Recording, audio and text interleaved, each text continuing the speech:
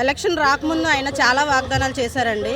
అంటే నేను వస్తే ఒక రామరాజ్యం వచ్చేస్తుంది, మీరందరూ చాలా బాగుపడిపోతారని అందరినీ సార్ అన్ని వర్గాలని, ఇది ఒకటి అదొకటి అని కాదు, అన్ని వర్గాలని ఆయన నమ్మబలికారు. అదే కరెక్ట్ వర్డ్. ఇప్పుడు చూస్తే ఆయన ఎవరు రోడ్డు మీదకి వచ్చినా పట్టించుకోవట్లేదు, ఏమీ పట్టించుకోవట్లేదు. అప్పుడున్న ధరలతో పోలిస్తే సార్ ఒక ఉల్లిపాయ కొనలేం, ఒక టమాటీ కొనలేం. బియ్యం ధరలు చూస్తే 2000 మించిపోతున్నాయి సార్. జీతాలు చూస్తే 10,000 దాటట్లేదు. ఎలా సార్ తింటాం? ఆ రేషన్లో ఇచ్చిన బియ్యం కూడా తినలేకపోతున్నారు సార్. పిల్లలు ఎలా తింటారు సార్? తినడానికే కదా ఇస్తున్నారు. ఎంత పేదవాడైనా తినడానికే కదా. ఆ తినడానికి కూడా పనిచేయనట్టుగా ఆయన ఇచ్చే రేషన్ అది ఉంటుంది. అది కూడా మీకు రోడ్డు మీదకి బండ్లు మీ ఇంటి దగ్గరకు వచ్చేస్తాయి, మీరు లైన్లో నించో అక్కర్లేదు అన్నారు.